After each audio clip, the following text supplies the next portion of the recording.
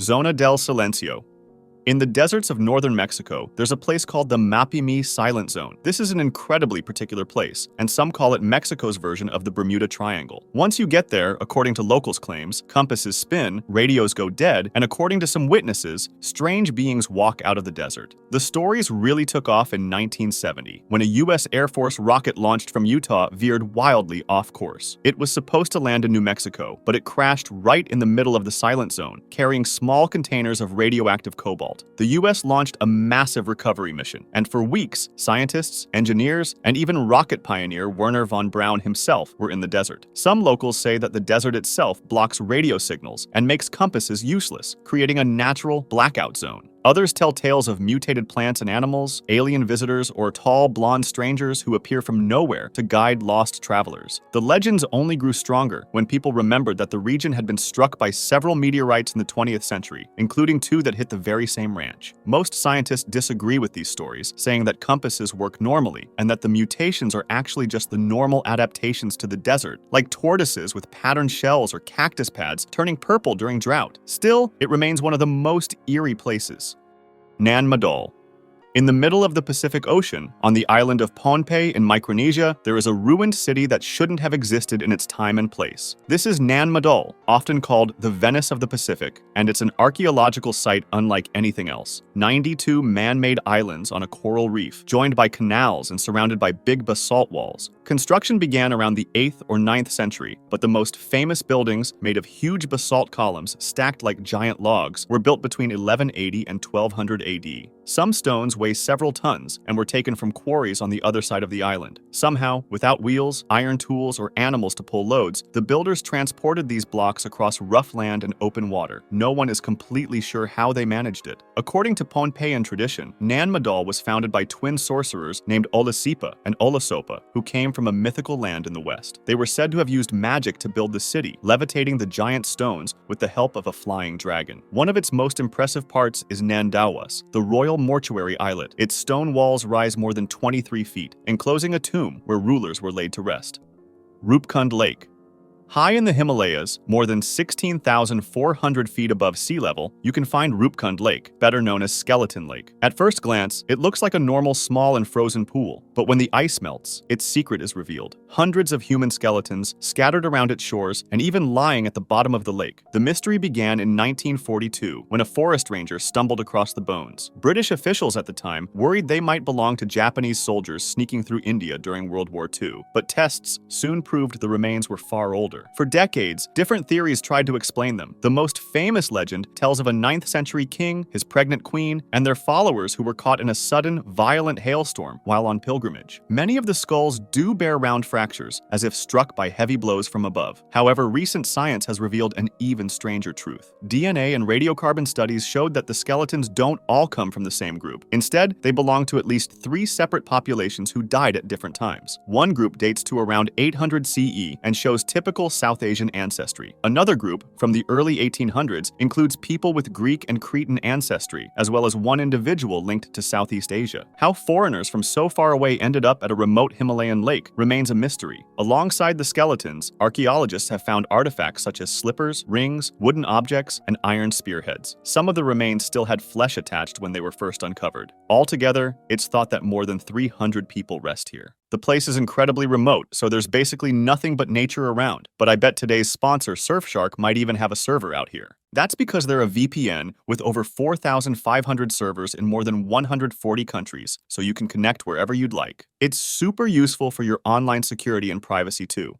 since it hides your real location and encrypts your internet connection to keep you safe and private. For example, if you connect to public Wi-Fi at your local bar, you could be vulnerable to attacks from malicious people trying to steal your data, like passwords or bank details. But with Surfshark, this information would be much safer. Surfshark doesn't collect your data either, because they're a no-logs VPN, meaning they don't store your online activities. Unlike other VPNs, you can connect unlimited devices and stay protected from ads and viruses with Surfshark's other products, like Surfshark Antivirus or Surfshark Alert, which monitors the web for data leaks and notifies you. If you ever have questions while using their products, Surfshark offers 24/7 customer support, so you can get help super quickly. Go to surfshark.com/painexplainer or use code painexplainer at checkout to get 4 extra months of Surfshark VPN for free. They even offer a 30-day money-back guarantee, so there's no risk in trying it out. Thanks again to Surfshark for sponsoring this video. Coral Castle.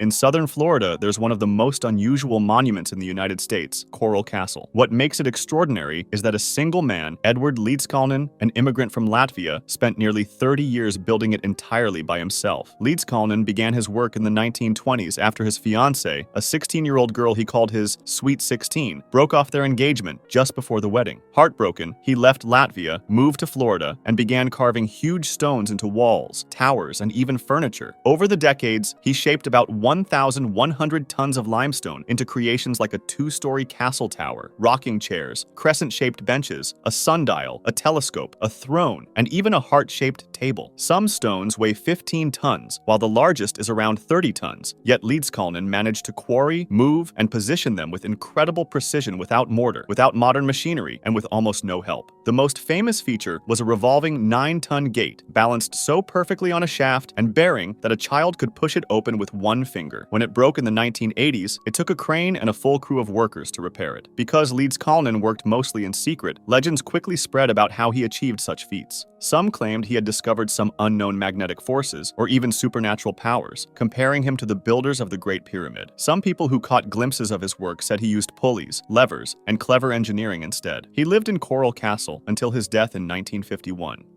Overtoun Bridge.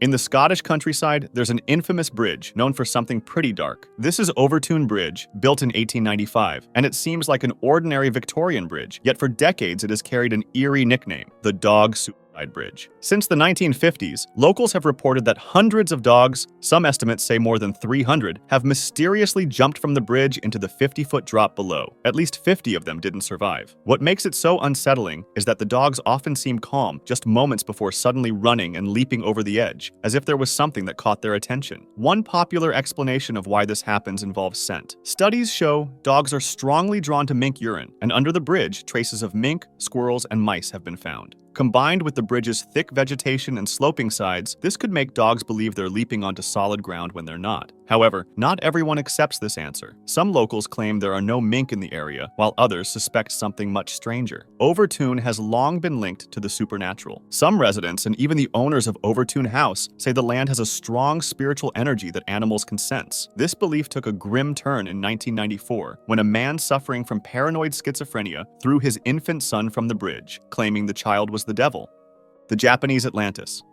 Off the coast of Yonaguni, there's a mysterious underwater formation that has sparked arguments for decades. Divers call it the Yonaguni Monument. From the first look, it appears like a sunken city. Wide terraces, flat platforms, sharp corners, and steps that seem to climb upward from the seabed. Some divers say they see pyramids, castles, even roads. It actually looks like the remains of an ancient civilization swallowed by the sea. Marine geologist Masaki Kimura argued for years that the site was man-made, maybe thousands of years old. He even suggested it could be linked to the legendary lost continent of Mu, or built by the early Japanese cultures like Yamatai about 2,000 to 3,000 years ago. Most geologists, however, think that it just formed naturally about 20 million years ago. The formation is made of sandstone and mudstone, and these rocks naturally break into straight lines and blocks, creating cliffs, platforms, and step-like shapes as they erode. Robert Schoch, a geologist known for investigating ancient mysteries, points out that earthquakes and powerful ocean currents in the area could easily have shaped these patterns. On Yonaguni Island itself, in a place called Sananudai, you can find almost identical step-like cliffs formed naturally in the same kind of stone. Still, the debate continues. Writers like Graham Hancock argue that the sheer number of geometric shapes in one spot seems too unlikely to be coincidence, and those who believe in the theory that it was man-made also note the absence of loose rubble in some places, which they believe hints at human shaping. Even without answers, the site draws curious divers from all over the world.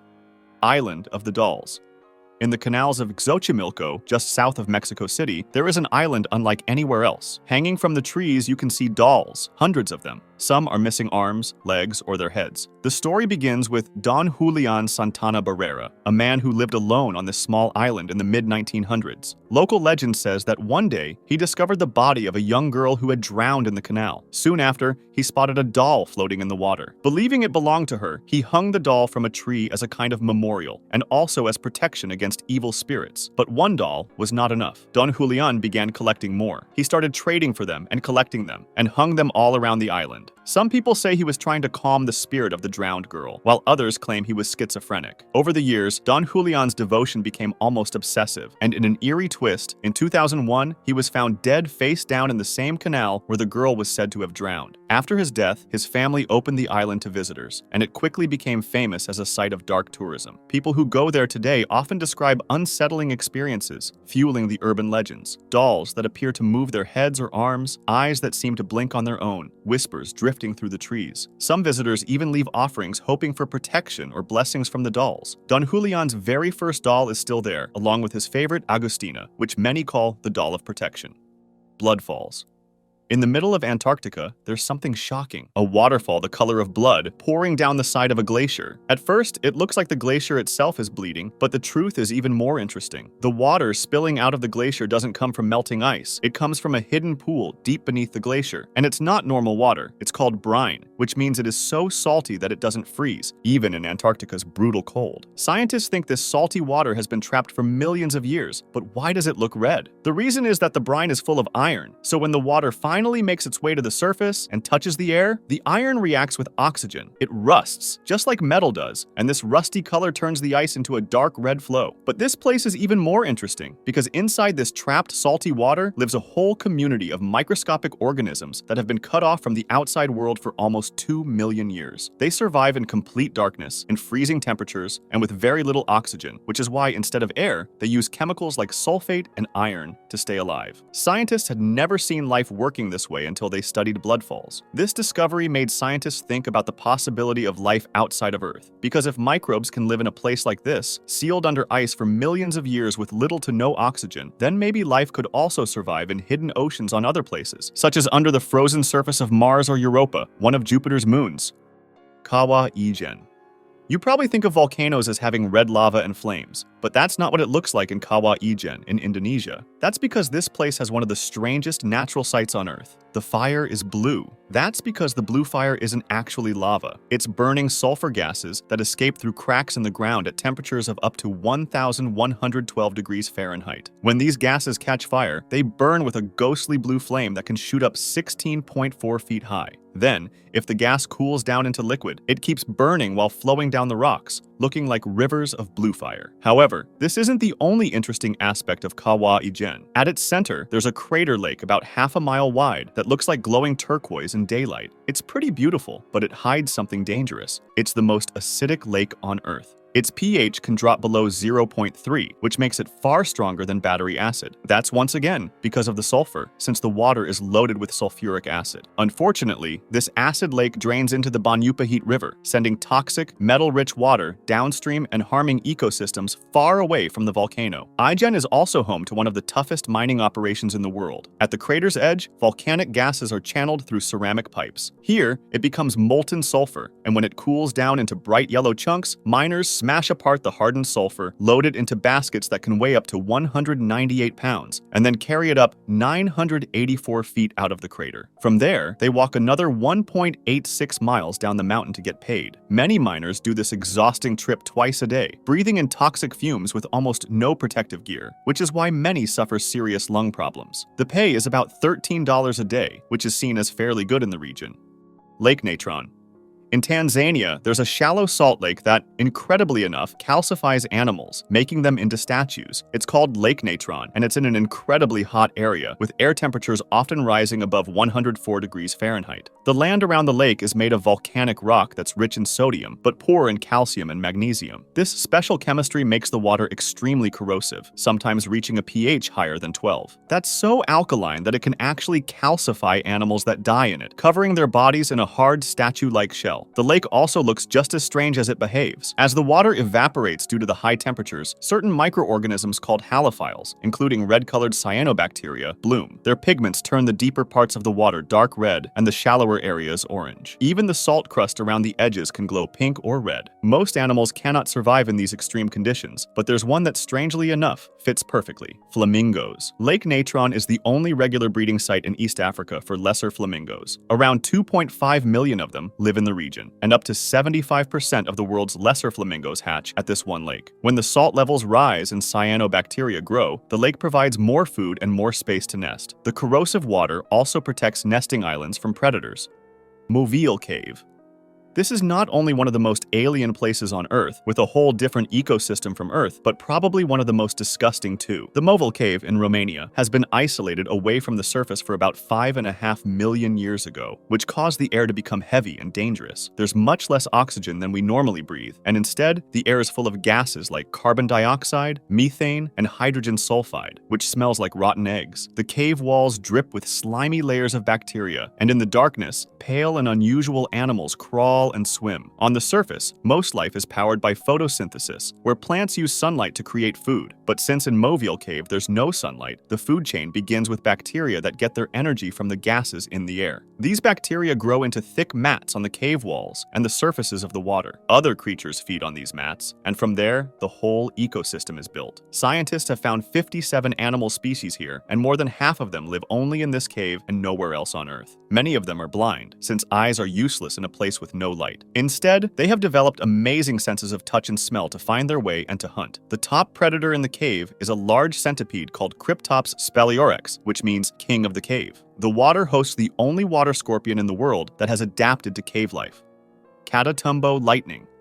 The Catatumbo Lightning in Venezuela is one of the most powerful and non-stop natural shows on Earth. It happens where the Catatumbo River flows into the lake, in a wide, swampy plain surrounded on 3 sides by mountains. The shape of the land traps warm, wet air rising from the lake, and when that air meets cooler winds blowing down from the mountains, giant storm clouds form. The result is lightning unlike anywhere else. Catatumbo Lightning is so strong and so regular that people have given it names like the House of Thunder. On average, it happens 140 to 160 nights each year, so basically almost half the year. The storms can last up to 9 hours in a single night, with as many as 40 flashes every minute. That makes it the lightning capital of the world, with about 650 strikes per square mile. Sometimes it even comes as dry lightning, with no rain at all. For centuries, sailors have used it as a natural guide. Early Spanish and Portuguese explorers called it the Lanterns of St. Anthony, and some described it as a continuous beam of light that helped ships find their way safely to port. In 2010, during a long drought, the lightning stopped for several months, and people worried it might never return. But when the rains came back, so did the lightning, flashing once more. If you want to discuss this video or suggest an idea for the next one, join my Discord.